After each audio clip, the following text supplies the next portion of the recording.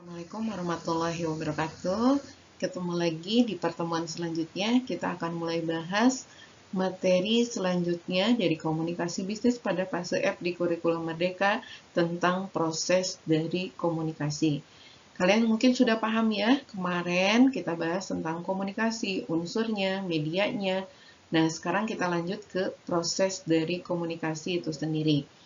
Apa sih proses itu? Proses itu adalah step by step, langkah-langkah yang harus kita jalani dalam proses komunikasi, sehingga komunikasi itu dapat berjalan sesuai dengan apa yang kita harapkan.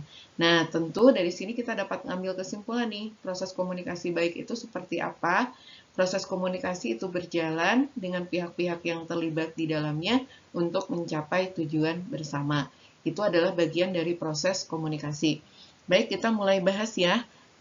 Yang pertama, proses komunikasi itu merupakan unsur terpenting untuk menentukan berhasil tidaknya proses penyampaian pesan dari komunikator kepada komunikan atau dari pemberi informasi kepada penerima informasi.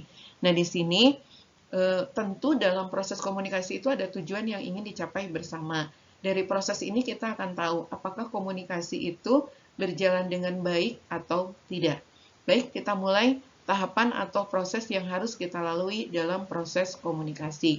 Pertama, kita harus pahami dulu bahwa tahapan komunikasi itu ada dua. Ada tahapan komunikasi primer, ada tahapan komunikasi sekunder. Apa sih tahapan itu? Mungkin kalian belum paham atau belum mengenalinya. Tahapan yang pertama yang disebut dengan tahapan komunikasi primer, yaitu tahapan dalam komunikasi dengan menggunakan lambang-lambang dalam proses komunikasinya. Jadi komunikasi itu tidak dilakukan secara lisan, tapi dilakukan dengan menggunakan lambang-lambang yang dipahami oleh komunikator dengan komunikan. Itu yang dimaksud dengan proses komunikasi secara primer. Nah, yang kedua itu adalah proses komunikasi sekunder. Artinya di sini komunikasi itu dilakukan dengan menggunakan media atau alat atau kita sebut dalam bahasa Inggrisnya channel. Jadi tahapan dalam komunikasi kalian sudah kenal kan, sekarang ada dua, itu secara primer dan secara sekunder. Kalau secara primer menggunakan lambang, kalau secara sekunder itu menggunakan media. Itu pada intinya tahapan dalam proses komunikasi yang harus kalian ketahui.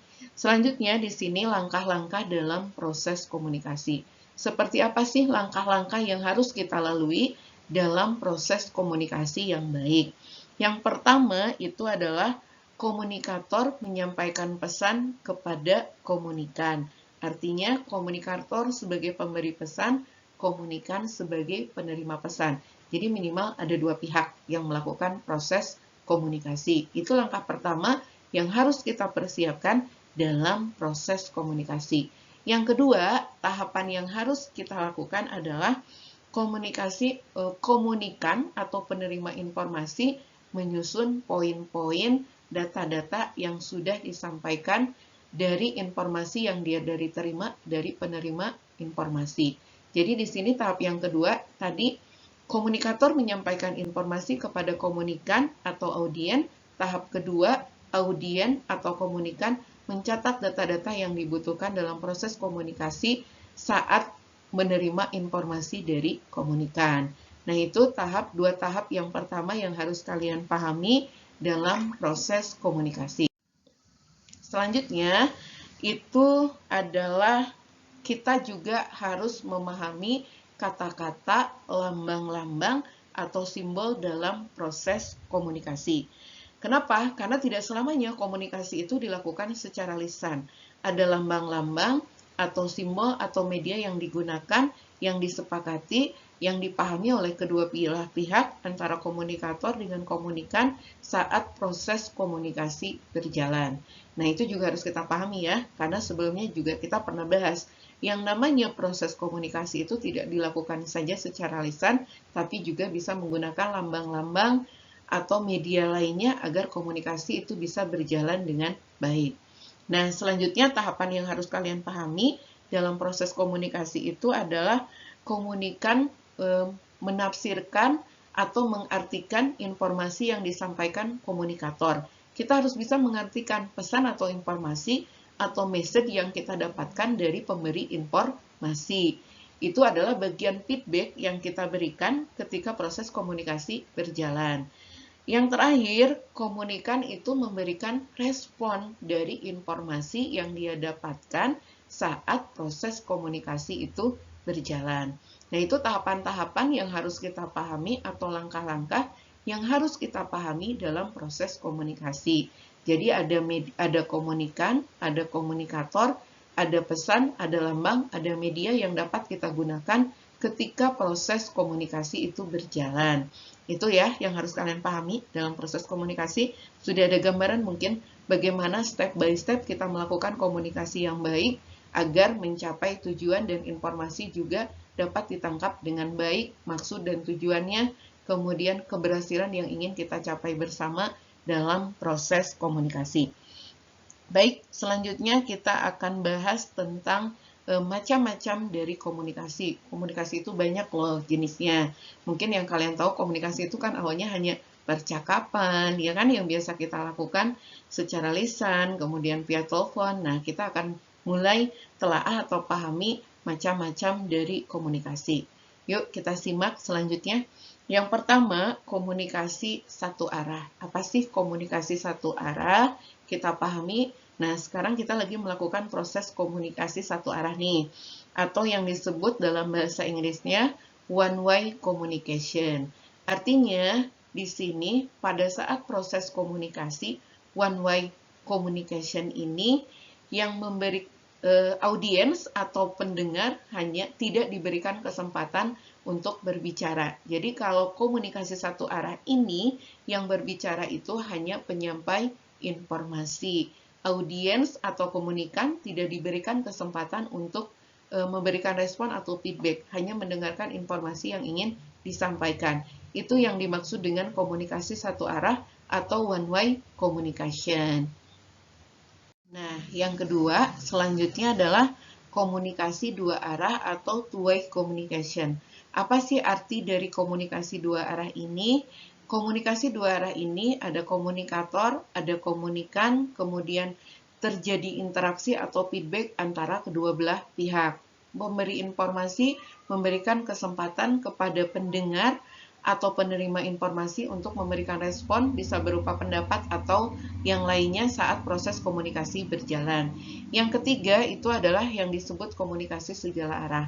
Apa sih komunikasi segala arah itu? Artinya audiensnya lebih dari satu, banyak ya gitu, nggak hanya melibatkan dua pihak. Di sini saat proses komunikasi terjadi, pemberi informasi memberikan kebebasan kepada semua pihak untuk berpendapat sehingga mencapai tujuan bersama. Nah, itu adalah macam-macam komunikasi yang harus kita pahami ya oleh kalian. Jadi kalian sudah bisa membedakan mana yang disebut dengan one-way communication, two-way communication, ataupun komunikasi dari berbagai arah. Itu ada sedikit gambaran untuk agar kalian tahu bagaimana sih proses komunikasi yang baik. Selanjutnya, kita perlu mengetahui juga syarat dari komunikasi yang efektif. Banyak banget ya yang kita bahas dalam komunikasi di sini. Itu yang pertama, syarat yang harus kalian pahami agar komunikasi berjalan dengan baik adalah completeness. Apa sih completeness itu?